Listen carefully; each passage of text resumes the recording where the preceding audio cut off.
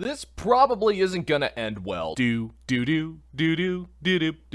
It's been a long time, ladies and germs, but I don't think I could have taken a better chance to get out of my underground lair, stretch my legs, and take a break from trying to attach my head to a Soros cyborg and just take some time to celebrate a few victories. When I first got out into the musty air, the first bit of good news that hit my brainwaves was so groundbreaking that I had to dance a jig that would make any drag queen proud. Dylan Mulvaney, a Thailand Lady Boy cosplayer, finally got the representation that Anheuser-Busch was craving by becoming the first gay faggot trans mascot for Bud Light. And I gotta tell you, this is a match made in Protestant pisswater heaven. Both are flat, tasteless, and devoid of any practical use. It's a trifecta of money-making. It's been known for years that the members of the LGBTQIA2S+ community have been foaming at the mouth over their lack of representation from Bud Light. Someone's got to provide the foam that Bud Light lacks. The foam can't come from the waters of East Palestine, Ohio. It's too busy being blatantly ignored by the media. And because the heroes of the LGBTQIA2S+ movement are the primary consumers of Bud Light, the only natural course of action for Anheuser-Busch to have would be to call down the power of an annoying bitch child who shoves his penis betwixt his legs, throws on some lipstick, and pretends like he can birth a human baby out of his bunghole. And it seems to me like the public's getting on board with this. Look at Kid Rock shoot some trans-positive bullets into those cans of beer. It's clear that he's an ally of the LGBTQIA2S+ movement because of his affinity for holes and the LGBTQIA2S+ people who love to probe said holes. These people are true heroes, and they need all of the support they can get because they're the subject of imaginary violence in the form of mean words on the internet. But fear not, proletariat, because our government overlords are already taking the proactive step to make sure that it's only the trans, lesbian, gay dyke faggots who are armed with whatever guns they want. What choice does our government have? We're talking about a hyper-marginalized group of people that has precious little support, except from the public in general, local businesses, corporate America, big tech, the justice system, social media, the music industry, the movie industry, the Catholic fucking church, television industry, the education system, big pharma, the British Crown, food and beverage manufacturing, and not to mention the allies who are only willing to hire the members of the LGBTQIA2S+ community while preventing anybody else from a chance at gainful employment if they don't fit into that particular box. But I'm pretty sure the smoke deal industry isn't all that supportive of the movement, and it's like I always say, if you only have 99% of the public support, then you are 100% marginalized. Just take a look at all of those wrongfully judged LGBTQIA2S+ people who have allegedly caused rampant property damage, vicious acts of sexual assault, and straight up murder. The only people bringing that stuff up are assholes who do racist things like looking up actual crime statistics. Well, guess what, bitch? I already got my response locked and loaded for your ass. That is not true.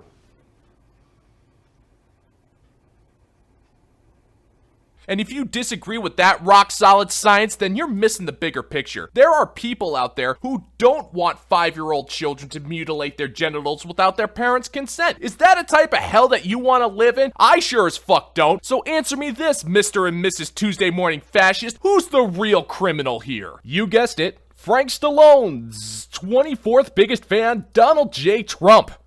I'm not taking that one back. We finally got him, folks, after 7 years of baseless accusations such as Russian collusion, quid pro quo with the Ukraine, sedition, tax evasion, and of course the possible crimes of eating puppies, clubbing unborn lesbian inhuman babies, and the biggest crime of all, pouring milk into the bowl before you pour your cereal. Fuckers like that just make me sick. The only thing that disgusts me more than that are people who refuse to abide by the sacred laws of campaign finance reform. Which is why I am proud to celebrate the fact that Donald J. Trump is finally gonna pay for the crime of having an affair with a porn star than paying her off to keep the affair from going public. Well,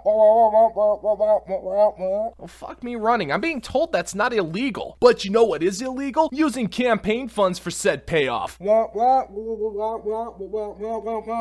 Son of a bitch, I'm being told that's been thoroughly debunked with legal documentation from Donald Trump himself. But even if he didn't debunk it, it doesn't matter. It's still totally a crime and has a statute of limitations of 2 years in the state of New York. But that doesn't matter, because thanks to a series of bizarre loopholes, bastardized legal interpretations, and some good old-fashioned batshit insanity, Donald Trump is now looking to face the music and a potential 163 years in prison. For what, you might ask? Well, shit, I don't know. It's not my job to know. Don't take my word for it. That's what the clearly body-positive assistant district attorney for the state of New York more or less said himself. Right. So let me say as an initial matter that the indictment doesn't specify that because the law does not so require. And the way I see it, even if we have no idea what Donald Trump has been formally charged with, this is America. He will still have his day to fight tooth and nail to prove his innocence in the sacred court of law. Such is the word of Nancy Pelosi when she says that Donald Trump is guilty until proven innocent, which is one of the founding pillars of our democracy. And you can trust Nancy Pelosi. She's an elected official, identifies as a legal scholar, and is an irredeemable cunt.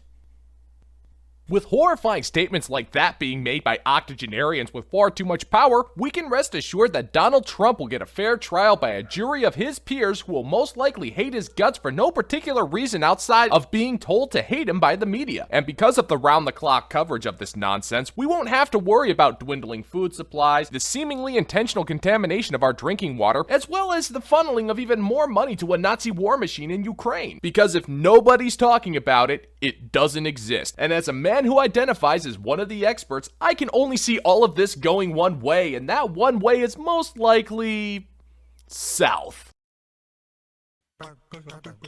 What is up, Mahonies? Arston the Unclean here. Sometimes it takes me a month or two to drop on by and say thank you for checking out the new video. If you think that the Justice Department is being used to arrest political rivals is something that should mortify you, then I'm glad you're here, because if it wasn't for you, I probably would have abandoned all hope years ago. So feel free to leave a comment in the comment section below about how you really feel, or if you just want to chew me out for being late with yet another video. Today's subject is silicone spatulas. These last couple of months have been rather hard, I hate to admit, but I recently stumbled onto a video from Paul Joseph Watson who said something that really grabbed me by the limbs, kicked me in the crotch, and got me into creating a nonsense video for you. It's something I'd like to share with you right now. The purpose of progressive propaganda is not to persuade or convince, not to inform, but to humiliate. And so the less it corresponds to reality, the better. To assent to obvious lies is to become evil oneself. One's standing to resist anything is eroded. A society of emasculated liars is easy to control.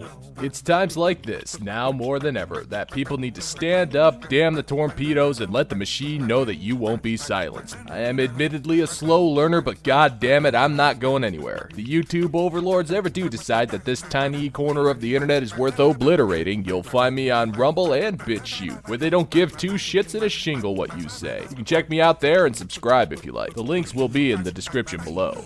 Once again, folks, I appreciate your sticking around as I try to power through one of the harder times in American history. But I know if we stick together, do the right amount of substances, we will make it through the end one way or another. And as always, thank you for caring, and I'll see you in the gulag.